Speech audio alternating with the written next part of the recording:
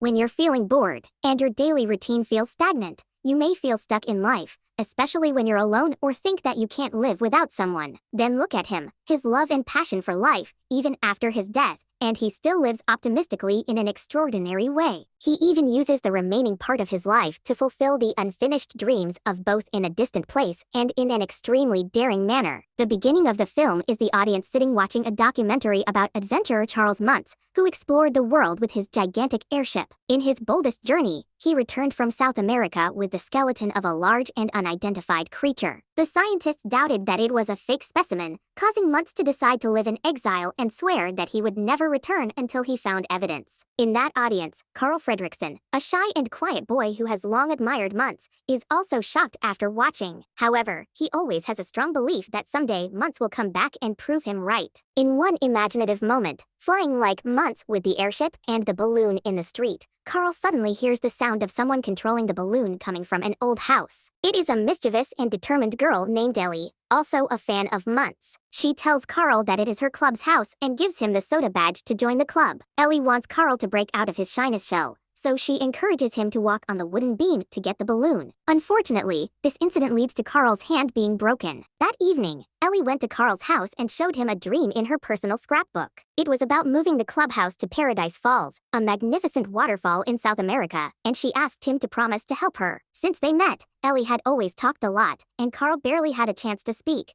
but it was this trait that made him appreciate her. Gradually, they grew up and got married. They lived together in the old house where they first met. Carl sold balloons to children while Ellie worked as an employee at a zoo. Their life was peaceful and beautiful, but they couldn't have children. They always dreamed of saving money to travel to Paradise Falls, but every time there was a setback or illness, they had to use up the savings. When Carl realized that they could finally make their trip, it was unfortunate that Ellie took her last breath due to old age being so weak. Since then, Carl lived alone in the house filled with their memories. The house now stood in the middle of a new urban area, and the developer had repeatedly offered to buy the land and house, but Carl insisted on not leaving. One day, when construction workers accidentally knocked over the mailbox that he and Ellie had built, Carl lost his temper and hit the worker's head with a cane, causing him to bleed. As a result, Carl was taken to court and ordered to live in a retirement center. The center's staff came to inform him in advance to prepare for the next day, but instead of being mentally prepared, thousands of balloons suddenly filled the house. Carl tricked the retirement center staff into coming into the house and released the balloons, causing the house to be lifted into the sky above the skyscrapers. It claimed its own piece of sky. As Carl was enjoying this amazing feeling, there was a knock on the door from outside. It was strange because he was in the sky, and yet there was someone outside. It turned out to be Russell, a Boy Scout who wanted to earn his final badge by helping the elderly and being recognized as a professional scout. So he came to find Carl. Carl reluctantly let Russell into the house. However, the boy mischievously grabbed the steering wheel of the house, almost causing Carl to consider tying Russell and throwing him off the roof of a building. Soon after, a disaster was about to happen that Carl had not anticipated. The balloons flew into the path of a storm, causing all the belongings to fall off. Carl tried to catch everything to prevent anything related to his wife from breaking. When he woke up, Carl found himself lying next to a tightly wrapped pile of belongings. Russell proudly announced that he had left the house behind. Both of them safely arrived in South America thanks to the scout's GPS locator. Excitedly, Russell bought a random flight ticket, but accidentally dropped the GPS locator, causing them to lose their direction. Immediately after, they cut off some balloons to lower the house in order for Russell to catch a bus home. However, they unexpectedly landed on a large cliff, which threw them out. Fortunately, Carl grabbed the water hose while Russell successfully pulled him to safety. After the fog cleared, Carl was extremely surprised to find that in front of him was Paradise Falls. They couldn't use the house to fly there, so Carl and Russell used their body weight to hold the house, hoping to reach Paradise Falls before all the balloons deflated. On the way there, they had to cross a forest. Carl stopped so Russell could go to the bathroom, but suddenly, the boy returned with a colorful bird that he believed was a rare bird. Russell named it Kevin. Kevin liked Russell's chocolate and quickly grew fond of the boy.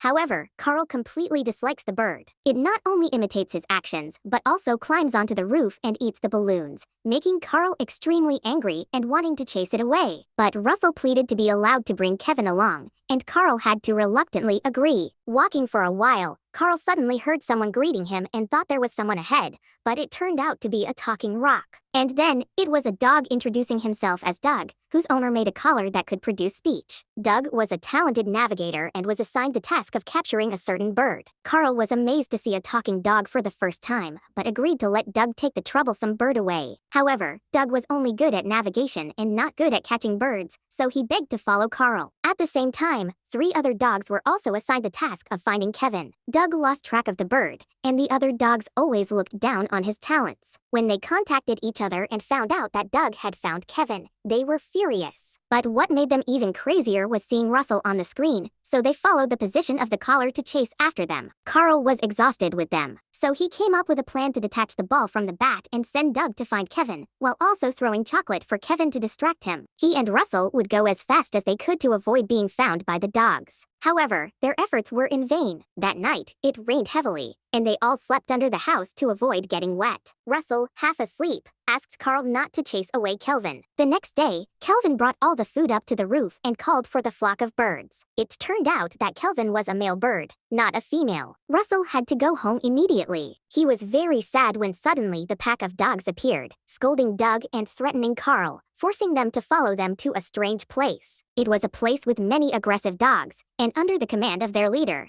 They all stopped when they heard the voice of a man stepping out. It turned out to be Muntz, a longtime idol of Carl and his late wife. Muntz considered him a guest and invited him in to have a meal and show his collection of rare animal bones. Carl accidentally found out that he needed to capture a bird to prove to the world that he was not a fraud. That bird was Kevin. Carl realized that Muntz was trying to capture Kevin and had killed the previous explorers to remove obstacles. In a stroke of luck, he saw Kevin standing on his roof, so he cleverly asked to leave. But at that moment, Kelvin called out, alerting Muntz. Taking advantage of this, Carl ran away with Muntz, but it was difficult to outrun the pack of dogs. Outside, Doug, wearing a shameful hat, decided to join Carl's side and help him escape. Doug tried to stop them, but was unsuccessful, nearly losing his life. At this moment, Muntz was thrown out of the cabin, luckily caught by Carl. Kevin, however, stopped on a rock wall, causing the house to continue flying. The group safely reached the other side. Unfortunately, Kevin got injured from a dog bite while escaping. Although Carl managed to cut off the dogs' tails, Kevin couldn't make it back home on his own. Carl had to put aside his dream of Paradise Falls to help Kevin return home. Meanwhile, the dogs returned and informed Muntz about their escape. Muntz ordered all 3 of them to follow the GPS tracker on Doug's collar. Kevin was just moments away from reaching home and they couldn't catch her.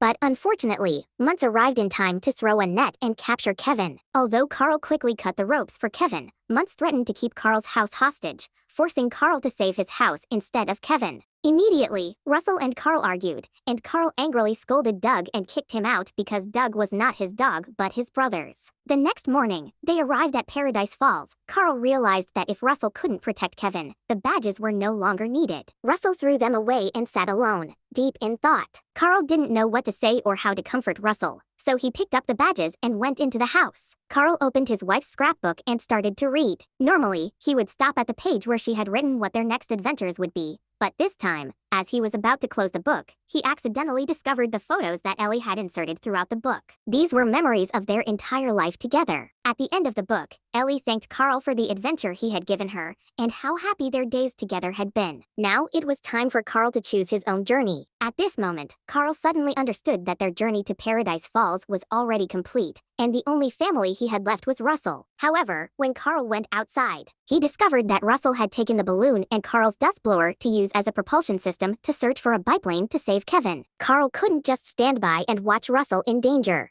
So he had the idea to throw everything out of the house to make it lighter and fly into the sky. Even Carl's jar of savings was thrown away without hesitation, as saving Russell was the most important thing for him at that moment. While piloting his house, Carl hears a knock on the door. It turns out to be Doug. He doesn't know when Doug climbed aboard, but he is still happy to see him and allows him to call him Master. Russell jumps onto Muntz's ship and is quickly discovered and tied up by the dogs. Muntz realizes that Carl will come here and orders the dogs to carefully watch Kelvin. As for Russell, he will open the door to let the boy fall to his doom. Carl sees the danger from afar and swerves, throwing a water hose to catch Russell and save him. Doug pulls the house closer and Carl wants Russell to stay safe while he goes to rescue Kevin. Following Doug's instructions, they both enter the room where Kevin is imprisoned. The dogs are now approaching in large numbers, causing confusion for Carl and Russell. Doug accidentally grabs a ball on Carl's cane, leading to a brilliant idea from Carl. Carl stands on Kevin's cage and calls the dogs to fetch the ball. All the dogs chase after the ball and Carl locks them outside. Meanwhile, Russell can't sit still and almost frees himself, nearly falling into a cha. Muntz orders a team of attack dogs to chase after him and hides in a display room, waiting for Carl to pass by and attack him with a sword. But Doug discovers him and bites his leg, exposing him. Muntz throws Doug out and locks the door. Doug is surrounded by vicious dogs and has no choice but to find water to escape. The two elderly men fight desperately but are weakened by the aging process, with their joints cracking and teeth rattling. Therefore, Muntz soon gains the upper hand and overpowers Carl. He wants Carl to confess his last regrets,